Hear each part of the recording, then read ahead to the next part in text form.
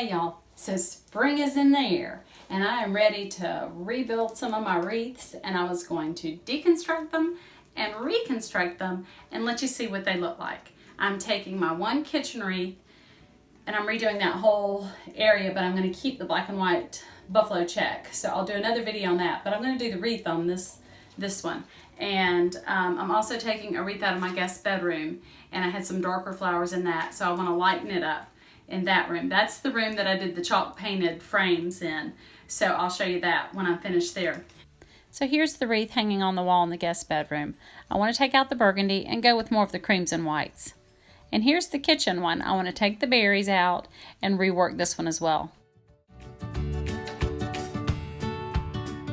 What I'm using is some greenery. All this greenery is from Hobby Lobby. It actually was what was left over from my son and daughter-in-law's wedding. And my daughter-in-law's sweet mom had so much stuff that she shared with me. So I have a fabulous basket full of things that I'm recycling that I can pull from. And you can see some lamb's ear, I love this one. It's kind of like a succulent looking one. Hydrangeas, roses, carnations. So I'm going to be pulling out of this basket to remake my wreath. And this wreath was made from all of the flowers that came from the wedding. So it's kind of special. It has a little bit of sentimental value to it. But at the time, I had a burgundy chair in the room where this is going. But I ordered a white slipcover for that chair, so I'm kind of changing how that room feels in there. So today, pretty much I'm leaving the wreath just like it is, but I'm pulling out the burgundies and purples in here, and I'm going to be adding creams and whites to it. So let's do some wreaths. So before we get started, if this is your first time in doing a wreath, I just want to walk through a couple of simple things. What I personally use is to connect things, if I need to wire it down, is you just get a simple craft wire. They'll refer to the gauges, and the gauges is talking about the thickness of the wire. With florals, if it's not a heavy thing that you're fixing, a thin gauge wire is totally fine, and I'm not sure if that's a lower number or a higher number. I'll have to find out for you. But the other thing you need are some pliers that have the cutting, and right here, you see where the circle is? That's where you would put the wire to cut it. So that'll just snip your wire. You just put it right in there and then pinch it, go back and forth, and then your wire is gonna come undone, and it'll give you what you need to work with your plants. I usually am real generous with my wire. It's cheap, and then you can go back and trim it or fold it in later. So that is what you're gonna need. And then I told you in another one of my videos that I go out into the woods and pull grapevine. This is one of the grapevine wreaths that I actually had in that room already. And so I just wrap it and make a wreath out of it. You can get a wreath at Hobby Lobby if you don't have any grapevine in your area. And then another thing that I wanted to show you when I made this wreath, the base of the wreath is this eucalyptus garland. So you can pick this up at Hobby Lobby, and you're just going to wire that around your wreath. Usually I don't fully cover my wreaths. I probably do about a 3/4 cover of my wreath and leave one part open. So this is what the eucalyptus garland looks like that you would use as your base, and then add the flowers in around it.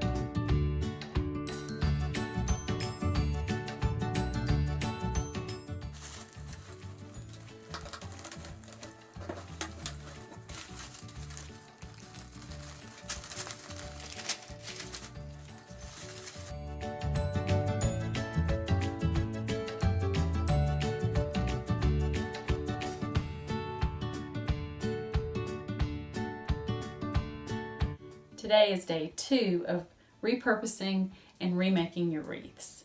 using stuff you already have, and freshening it up for spring. And I'm so excited. The only problem is yesterday when I was working on the wreath, I had taken the flowers out and I took out the dark flowers. Remember, I told you I was going to do that. And then I was putting back in white and cream flowers, and I got a phone call halfway through my video, and I didn't realize that it actually stops the filming. I declined the phone call, but the filming stopped, and I didn't know it. So I finished that wreath. I'll show you a picture of that wreath.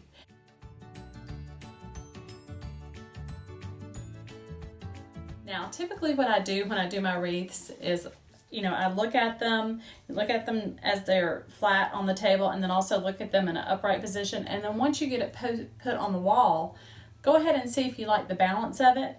I actually had to move one of my hydrangeas. It was too heavy in one area. I had like 3 hydrangeas grouped, and I had to pull one out and move it up top.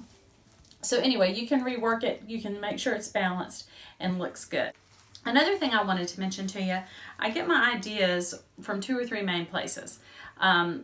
Magazines, which right now the only magazine that I'm ordering is Joanna Gaines' Magnolia.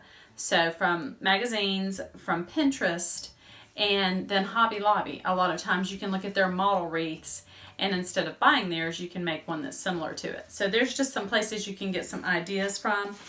Now this wreath is a eucalyptus wreath, and it originally came as just the wreath. I added these kind of blue-gray sprays. There's 2 of them, and I added the berries, I added the plaque, and I added the bow. I've seen some bow ideas on Pinterest where they added the raffia to the bow, and so I'm thinking for spring I'm going to want to do that. I'm just simply going to come in here and take out the red berries. I am going to leave this spray. I just like the contrast. I think I may probably get some white or pastel color berries and add those in. And I think I want to keep my bless sign in here. It's got the black and white. You really can't see it when it's on the wall, but it does have the black and white buffalo check that matches the decor in there. So, did I get all the berries? Yeah. So, I'm going to Hobby Lobby today, and I probably will get the white to put in this wreath. I'm back from Michael's, and I think I found the perfect flowers that are going to work. Before I get started, I'm going to take my red berries, and I can recycle these, so I'm going to put them in my flower bin. And the red flowers that I had taken out of the other wreath, I'm going to recycle all of them and put them in that bin as well. It's amazing how I've been able to use flowers through the years, and you totally feel like you get your money's worth because they're not cheap. But luckily for me today at Michael's, all the floral stems were 50% off. I think I said Michael's. I meant Hobby Lobby.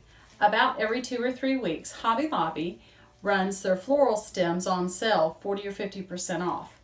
They were 50% off this week. But if you ever go and they're not on sale, you can always just buy 1 stem at a time and use your 40% off coupon. So I've got 2 different sets here. I got a set that I'm going to be using on my mantle in my den. I had gotten this same flower last year and I fell in love with it. It's light, it's airy, but it's got a real spring feel to it. And I actually put it on my mantle with grapevine and little white lights because I love twinkly little white lights. So I'll do this in another video just for a quick mantle decoration, but I wanted to show you the flowers. And then the stem that I ended up going with was this kind of woody, and it's a little white and pink bloom on it. I thought that would look really pretty against my wreath. As I get ready to redo the wreath, you'll notice I'm going to be taking the stem and breaking it apart. If you've never done that before, it's not hard. You simply just pull it apart. So now I've gone from a great big stem to one that's much more manageable, and I'll just bend it because it's wire and tuck it in. So I'll go ahead and do that for you now.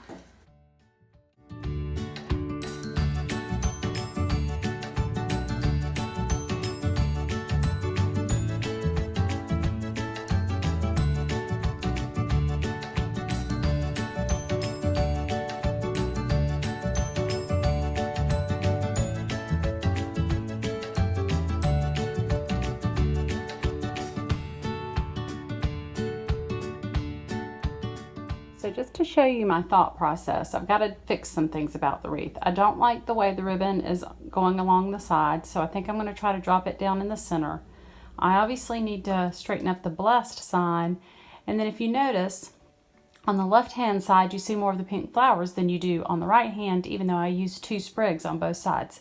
So I've got to balance that out some too. So I'll come back when I get that done.